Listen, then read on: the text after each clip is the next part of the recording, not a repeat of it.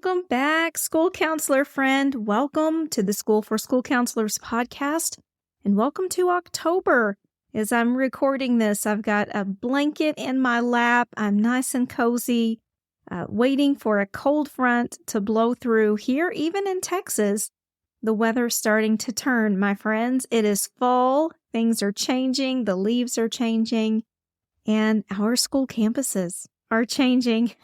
I'm sure that you're feeling the effects of those. October is a tough time in the school year, and I really struggled with this podcast episode. I had lots of different things I wanted to talk about this week, but none of them felt exactly right.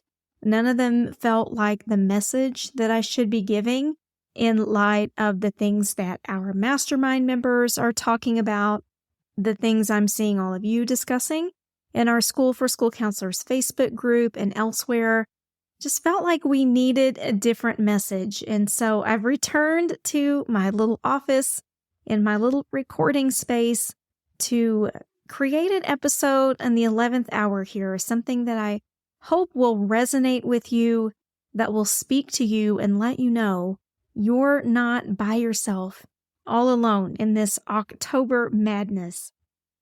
Before I hop too far into this, I'd like to give a special thank you to Reba1976, who left the sweetest review for the podcast in Apple Podcasts here recently.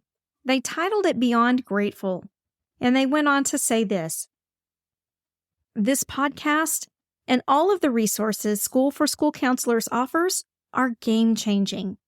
I am in my second year of getting back into the field of school counseling, 15 years after graduating. Needless to say, I've had a lot to learn, and for a while, got lost in all the noise out there. But since finding this podcast, Steph is my number one guide. Everything is explained so clearly and with such a realistic perspective and tons of empathy. I am just incredibly grateful to be able to absorb all the knowledge and insight." Thank you so much, Reba1976. That is one of the highest compliments I think I could ever receive, and I don't take that lightly, for sure. I try to be very real and authentic and honest in the podcast, and I'm glad that's resonating with you and coming through. We always want to focus on the real world aspects of school counseling, not this cookie cutter, everything's bright and beautiful approach we see a lot of other places, which are great. That's not a criticism of anybody else, but sometimes we just need a good dose of reality. We need a good dose of knowing other people have been there, they've experienced what we're experiencing, and we're not the only ones. So thanks again for that wonderful review. Guys, if you haven't left a review for the podcast, you are more than welcome. Hop over to Apple Podcasts, leave a review there. It is so helpful to us. We've been working hard to grow this thing to serve as many of our colleagues as we can, and your reviews actually help get the word out for us. We just recently hit a milestone, 10,000 downloads in a month, which is crazy and just feels completely insane to me. But I'm so humbled and grateful that our message is reaching the right people and that it's resonating with all of our friends and colleagues. So thanks again. This week, I really want to talk about October. October as a school counselor is an animal all its own. It's something that you can't even understand until you've experienced it. And if you're in the middle of what we call Shocktober on my campus, you'll know exactly what I mean. The honeymoon period is over. Kids are settling in.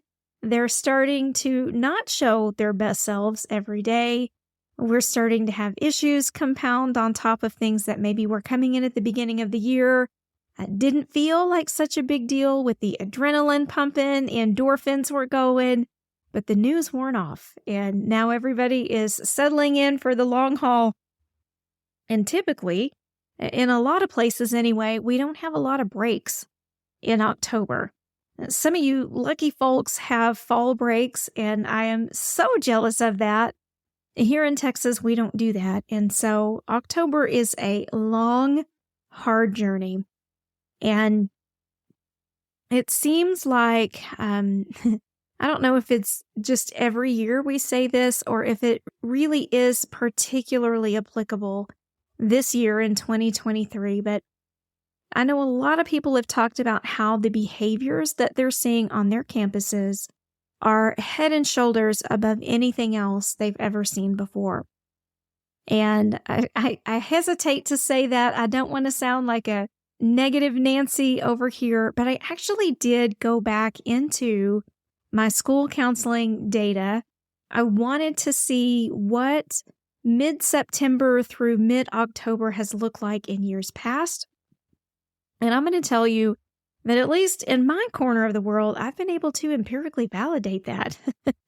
That I am seeing more extreme behaviors, more needs for more intensive supports this year than I've seen any other. And so just like we like to support you and validate your experiences throughout your journey, I'm grateful that you guys are validating mine.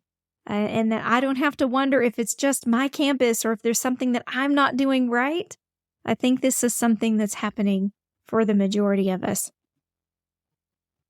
I think our overwhelm comes from a lot of places. Some of these things you've heard me talk about before. They won't be a surprise, but they might be nice to hear again. Some of the things that lead us to feeling even more overwhelmed in challenging school counseling situations, particularly in times of year like this when we don't have a lot of breaks or a lot of things to look forward to.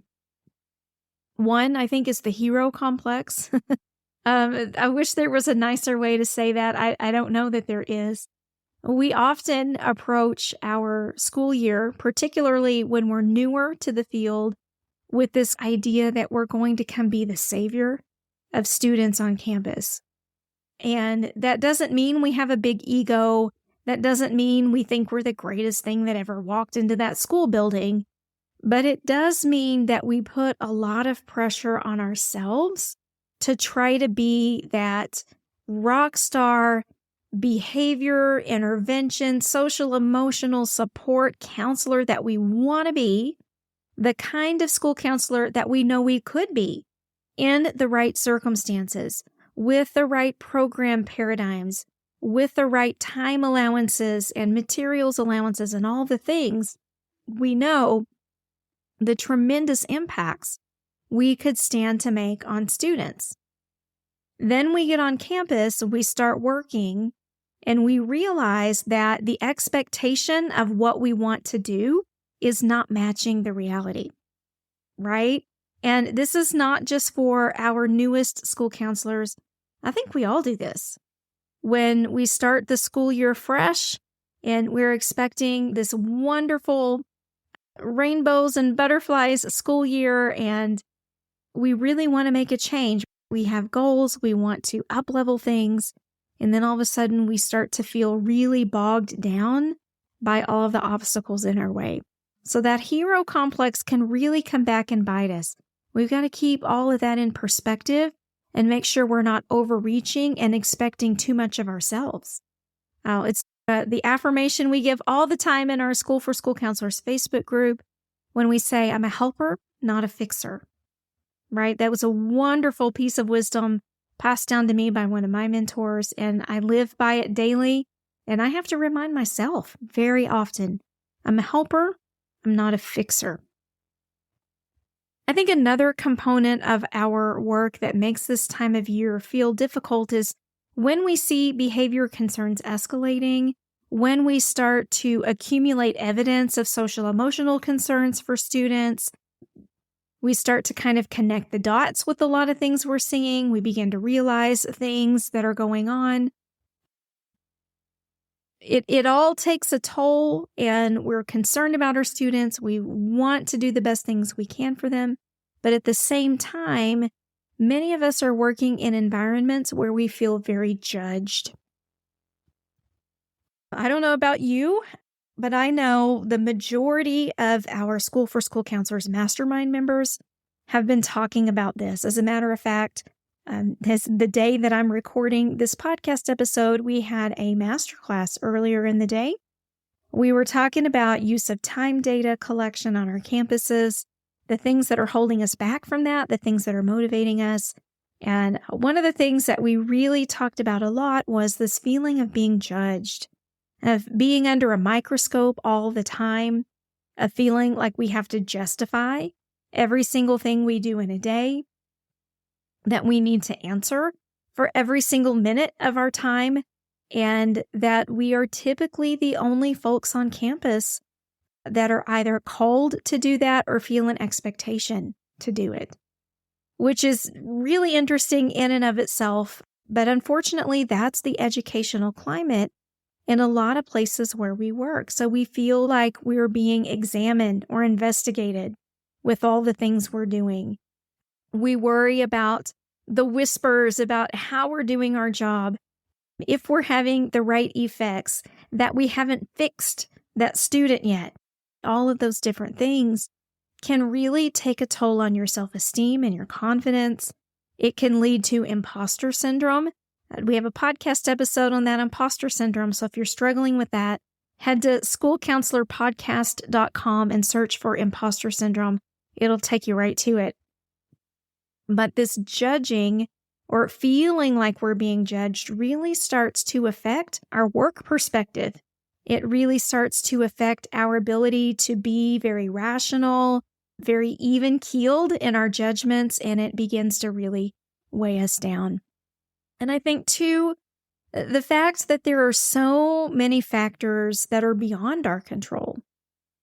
Sometimes we can set up the best interventions, we can have the best counseling sessions, we can really invest hardcore into our students, but we know that at the end of the day, when we send them out of that school environment, which is a little bit more protected for them, into the wild outside world, that a lot of the things that we do can get undone, either by environmental factors, just situations that students are confronting as they're going through their daily life at home, family issues. Sometimes families try to talk students out of what we're trying to teach them if they share it with anyone. There are lots of different things going on. And that's hard to grapple with when you feel like, man, if I could just give this student a chance to implement these things, how great would that be to see them realize their full potential? There are a lot of factors we can't control. Personally, I wish that we had a family systems therapist on every school campus. I think that would be maybe one of the most impactful things we could do for students right now. It would just be an incredible sight to see. I think we would see so many issues resolve. And my dream is that someday we can incorporate a lot more family and parent counseling and coaching onto our campuses to help everybody realize their best selves. There are many more things that come into play in October as well. We're being overworked. Some of you are working for micromanagers that want to know every single thing you're doing all seconds of the day. Some of you are working for know-it-all administrators who think they know your job better than you do. Some of you are working with very cliquish and dismissive staffs. Some of you are working with mean girl staffs. I'll just be honest about it. There are lots of other things that are happening. October can be a pretty tough time.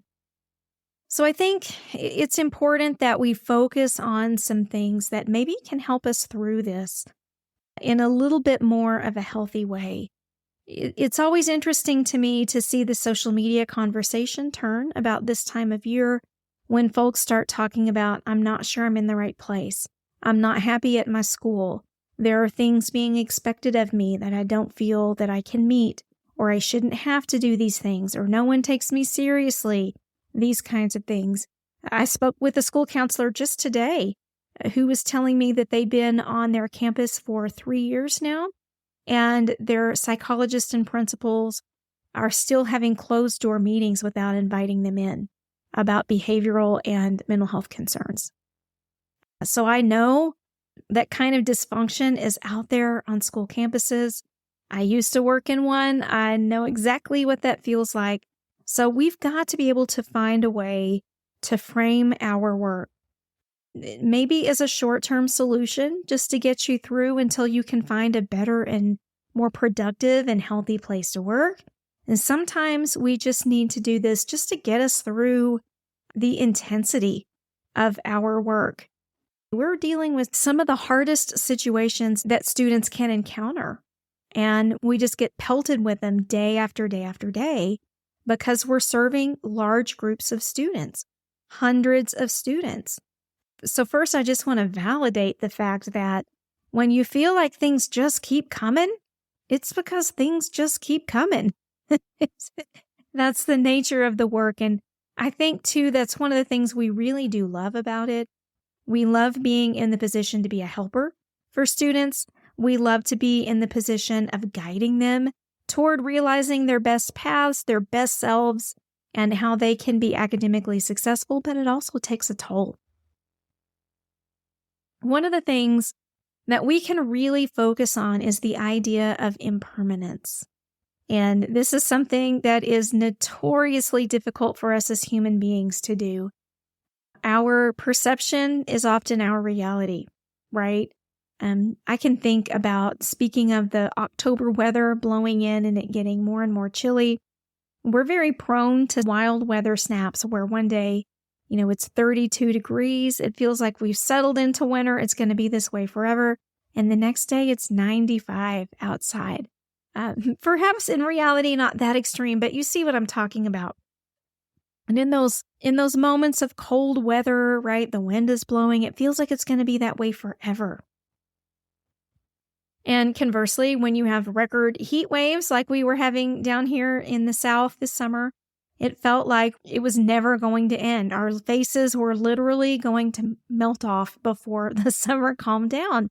Our perception tends to be our reality. When we're faced with some of these difficult situations with students, it's easy to think it's going to be this way forever, that the challenges on our campuses are going to be this way forever, that the level of behavior concerns we're seeing on our campuses are going to be this way forever. And we really have to do ourselves the justice of remembering that everything is impermanent.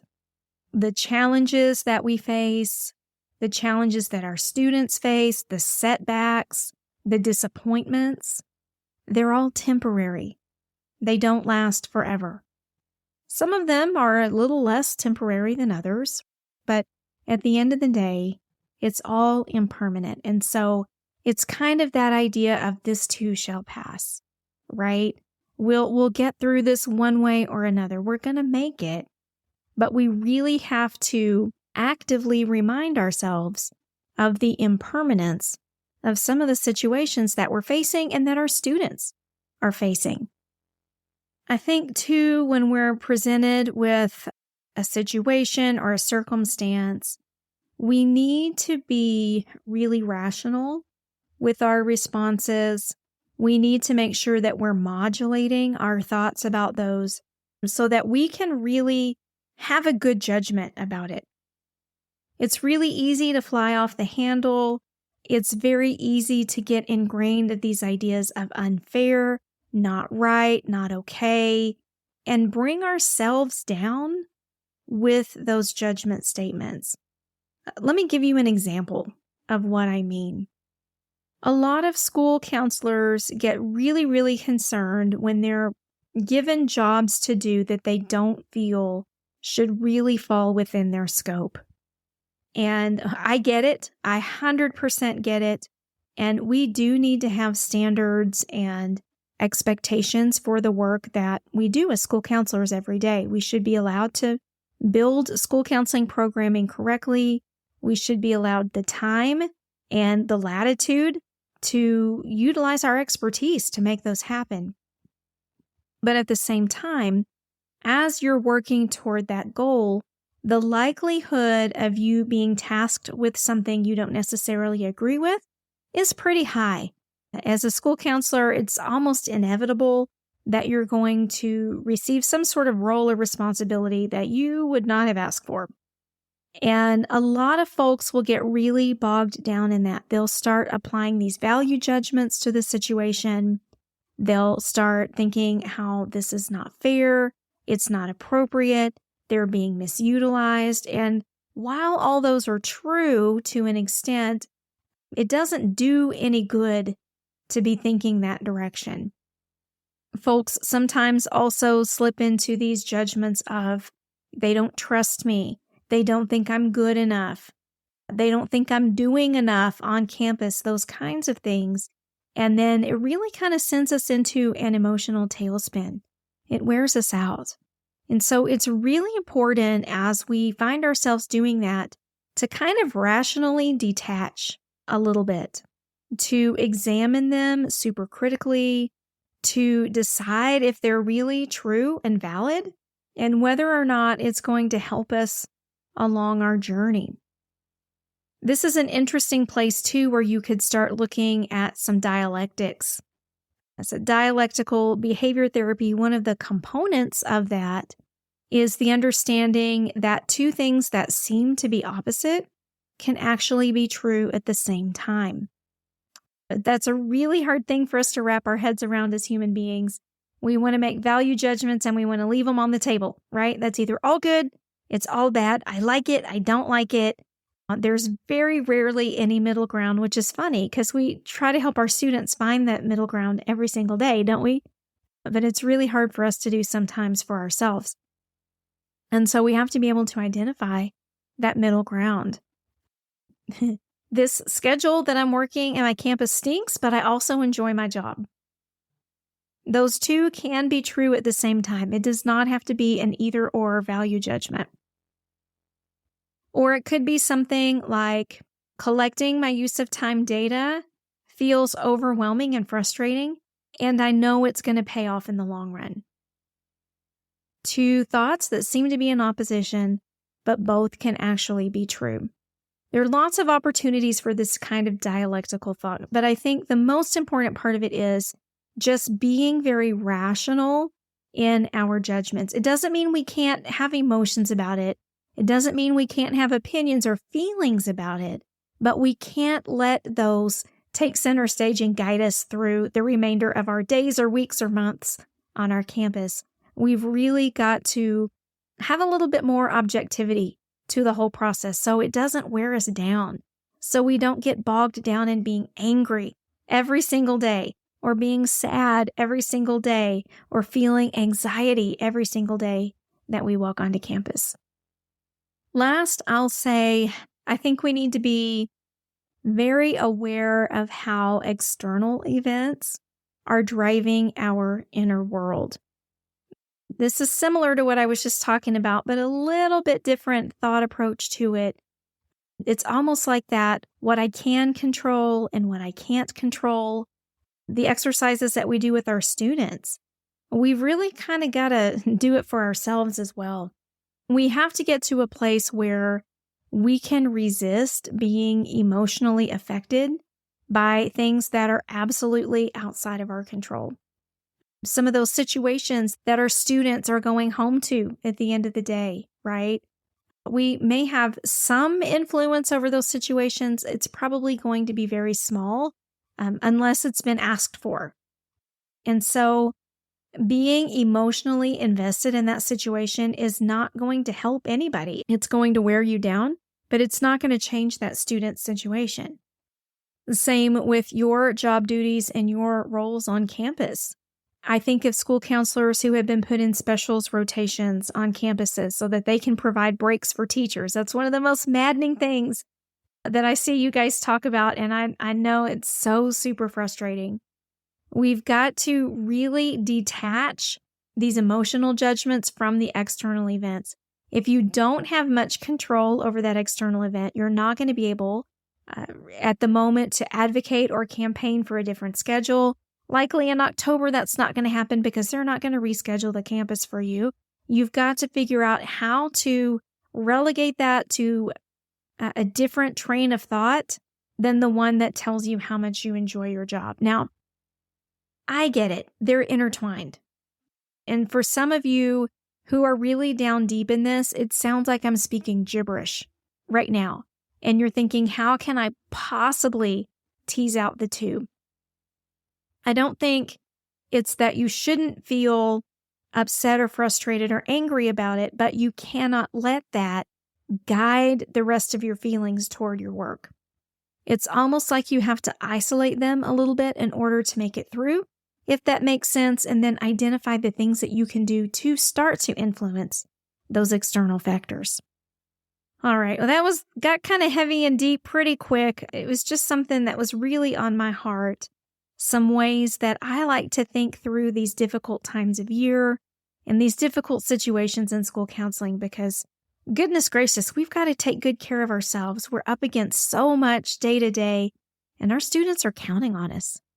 They're counting on us to help them, to inspire them to be their best selves, and to maybe break some patterns, right? Break some cycles in their families. And we can certainly help them toward that end, but we got to take good care of ourselves as we're doing that.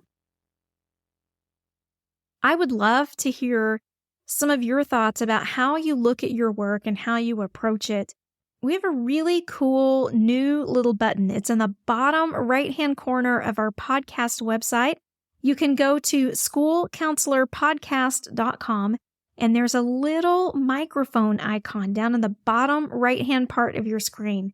If you touch that microphone icon, it will take you to a place where you can actually leave me and my team a voicemail. You can give us feedback, you can give us your thoughts on the episodes, or you can tell me how you look at some of these concerning or trying situations on campus. I would love to know how you frame your thoughts, how you cope with stressful situations, especially in the month of October. And I'd really like to be able to share your thoughts with the rest of our listeners. So head on over to schoolcounselorpodcast.com and leave me your thoughts. I'd love to hear what you have to say. All right, my friends, I'll be back soon with another episode of the School for School Counselors podcast. In the meantime, I hope you have the best week. Take care.